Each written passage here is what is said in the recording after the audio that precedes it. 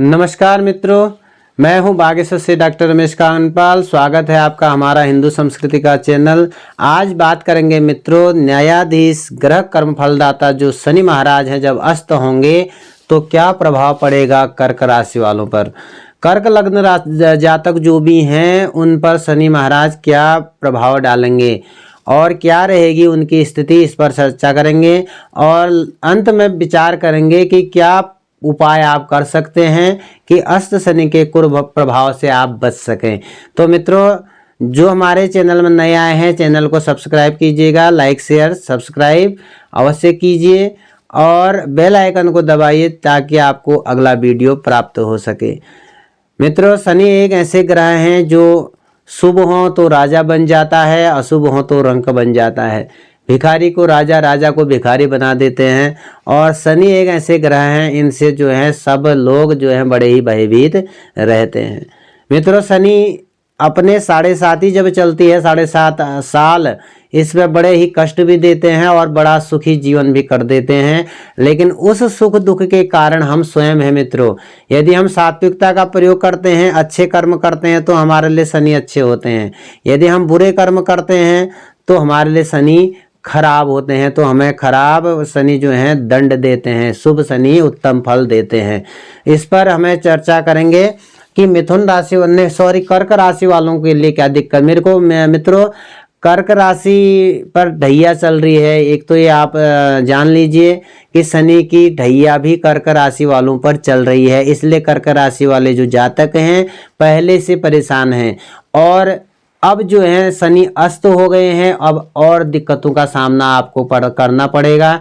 11 फरवरी से 18 मार्च तक ये बात है। इतना आपको अभी और समय परेशानी का है, क्योंकि शनि जो हैं आपके अस्त हो रहे हैं अष्टम भाव में। और जब सूर्य भगवान जो हैं कुंभ में प्रवेश करेंगे तो कुंभ में ही जो है शनि अस्त होंगे। तो अस्त होने से आपका जो है अष्टम भाव के जो मालिक हैं मित्रों, अष्टम भाव का जो स्वामी है वह स्वयं शनि है, वहीं बैठे हैं। आपका आयुष तो ठीक बनाएंगे, लेकिन आपका स्वास्थ्य जो है थोड़ा उथल पुथल होने वाला है, थोड़ी दिक्कतों का सामना आपको करना पड़ सकता है। गुप्त रोगों से भी आपको सावधानी रखने हैं, गुप्त रोग हो सकते हैं। और यहाँ आपका जो है जो सुख है वो सुख में थोड़ी कमी हो सकती है, बीमारी हो सकती है। लंबी यात्रा के भी जो योग बन रहे हैं, यदि कोई ऐसे यात्राएं हैं आपकी जो कार्य के लिए जा रहे हैं तो यात्रा जो है व्यर्थ हो जाएगी। और आपका जो है वाहन इत्यादि सावधानी से चलाने हैं मित्रों, क्योंकि बहुत दिक्कत हो जाएगी यदि आप वाहन चलाने में असावधानी करेंगे। वाहन चलाने में बिल्कुल सावधान हो जाना है, क्योंकि शनि जब अशुभ होते हैं तो हड्डियों की भी दिक्कत होती है और हमारे शरीर की दिक्कत होती है। लोहे संबंधी जो कारोबार होते हैं, जमीन से संबंधित जो कारोबार होते हैं, उनमें दिक्कतों का सामना करना पड़ता है। इसलिए सावधानी से ये काम आपने करने हैं। उदर रोग हो सकते हैं, धन की हानि हो सकती है और मन नहीं लगेगा। ससुराल से भी दिक्कतों का सामना करना पड़ सकता है। विदेश यात्रा यदि आपकी बनने वाली है तो वहाँ रुकावटों का सामना आपको करना पड़ सकता है और धन में अचानक कमी आ सकती है, इसलिए सट्टे से, व्यापार से आपने बचना है। पदोन्नति की यदि हम बात करें, शनि की दृष्टि पड़ती है दशम में। दशम में आपके पूर्ण दृष्टि जो है दशम भाव में पड़ने से, अस्त शनि की पड़ने से बृहस्पति को जो है पाप पीड़ित कर रहे हैं, इसलिए वहां पर आपके जॉब में परेशानी, पदोन्नति में परेशानी और नए जो रोजगार हैं उसमें दिक्कतों का सामना करना पड़ेगा, क्योंकि अस्त शनि का वहां पर कोई प्रभाव नहीं है। अस्त शनि वहां पर दिक्कत करेंगे और आपको और ज़्यादा परेशानी में डालेंगे। और दशम भाव से जो है उच्च पद जो आपको प्राप्त है उसमें ब्रेक लग जाएगा। पिता का सुख जो है, पिताजी से वैमनस्यता हो सकती है और आपका जो परीक्षा से जुड़ी जो भी बातें प्रतियोगी परीक्षाओं से, उसमें सुख में कमी आ सकती है। मान सम्मान, यश प्रतिष्ठा दशम भाव से जो प्रचार किया जाता है उसमें कमी आ सकती है। और आपका जो राजपद है, आपके अधिकारी आपसे जो है थोड़ा नाखुश रह सकते हैं।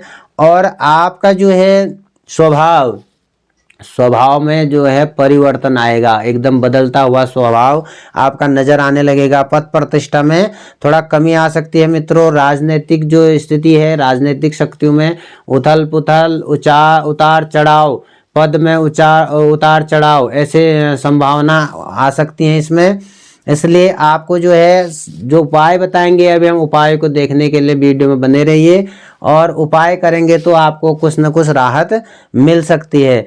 दूसरा आपका जो है मित्रों, जो आपके जो मानहानि ऐसा हो सकता है कि जब कोई झूठा आरोप आप पर लगा सकता है ऐसे, इसलिए सावधान आपने रहना है, अनुशासन में रहना है और सात्विकता का विशेष ध्यान रखना है और गरीबों को नहीं सताना है, इसलिए इसका विशेष ध्यान रखें।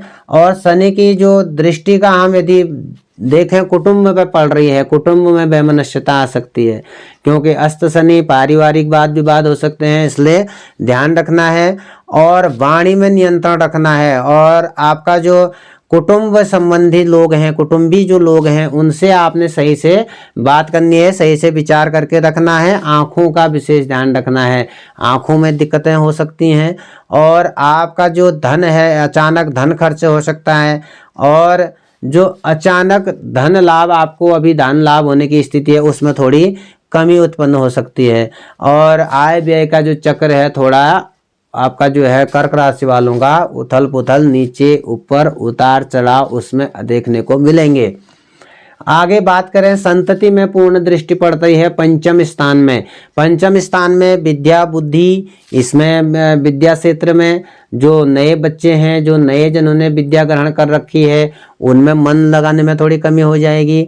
मित्रता संबंधी जो दिक्कतों का सामना करना पड़ सकता है, कोई रोग हो सकते हैं। और आप जो हैं इच्छित मन की जो इच्छित है अभिलाषा, उसमें थोड़ी कमी आएगी। सट्टे से बचें और बच्चों का ध्यान रखें, और अपने जो संतति है उसका विशेष ध्यान आपने रखना है। और बाकी जो गर्भ से संबंधित जो बातें हैं उसका विशेष ध्यान रखना है। और सट्टा बाजार से बचना है, लॉटरी से बचना है। राजनीतिक क्षेत्र में उतार चढ़ाव देखने को मिलेंगे इसमें। और बाकी आपका जो गुप्त शत्रु हैं, गुप्त धन है, जो गोपनीय बातें हैं, वो उसमें थोड़ा आपको जो है दिक्कतों का सामना करना पड़ेगा। और आपका जो धन कमाने का जो ढंग है अभी तक जो चल रहा है मित्रों, उसमें भी परिवर्तन होगा। तो ये अस्त शनि जो है आपके वहाँ पर भी जो है दिक्कत करेंगे। और वैभव में, आपके सुख शांति में, आपके समृद्धि में थोड़ी कमी अवश्य आएगी, क्योंकि आपका एक तो शनि अस्त हो रहे हैं, दूसरा कर्क राशि में जो है ढैया चल रही है। तो ढैया चलने के कारण, शनि अस्त होने के कारण आपको जो है थोड़ा 18 मार्च तक थोड़ा परेशानियों का सामना करना पड़ेगा। और मित्रों, शनि को ठीक करने के लिए शनि के उपाय कीजिए। जैसा हमने बताया कि कन्याओं को परेशान नहीं करना है, छोटी बालिकाओं को परेशान नहीं करना है, मारना पीटना नहीं करना है, चींटियों को नहीं मारना है, चींटियों को आप आटा दीजिए। और बड़े वृद्धों को, वृद्धाश्रम में जो हैं आप सामर्थ्यवान हैं तो वहाँ दान कीजिए। और शनि का दान कीजिए, लौह दान कीजिए, नमक दान कीजिए, तेल दान कीजिए। और आपका जो है वस्त्र दान कर सकते हैं, काली चीज़ों का दान कर सकते हैं। तो बाकी शनिवार के दिन सूर्योदय से पहले आप पीपल के पेड़ में जल चढ़ाइए, वह सबसे उत्तम है, सबसे अच्छा फायदा देगा। और शनि मंदिर में जाकर के शनि महाराज में तेल चढ़ाइए। और इधर आप गरीबों के, असहायों को दान दीजिए, जो असहाय व्यक्ति हैं उनको दान दीजिए, उनको खिलाइए, अन्न दान करें, वस्त्र दान करें।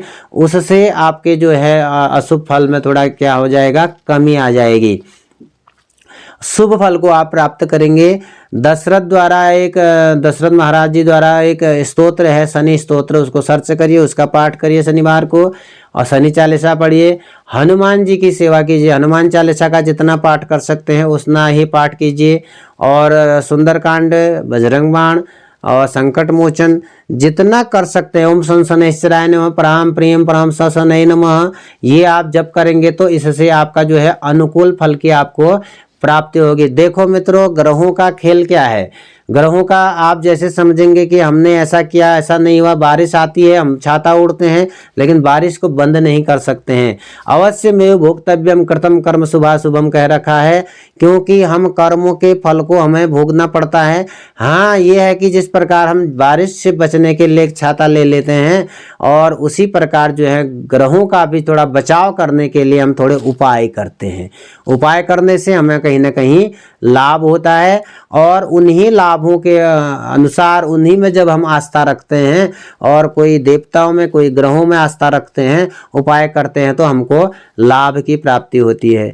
तो चींटियों को दाना दे सकते हैं आप, आटा, अभी मैंने कहा आटा दे सकते हैं, तो शनि के उपाय से आप बच सकते हैं, ढैया के उपाय से आप बच सकते हैं। और नहीं करेंगे तो फिर परेशानियों का सामना आपको करना पड़ेगा। वाहन सावधानी से चलाना है, मैं पुनः कह रहा हूँ, तो आपको वाहन से सावधानी रखनी है। और इसी प्रकार वीडियो देखने के लिए हमारे चैनल को लाइक शेयर सब्सक्राइब कीजिएगा। मैं हूँ भाग्यश्री से डॉक्टर रमेश कांडपाल। धन्यवाद, नमस्कार।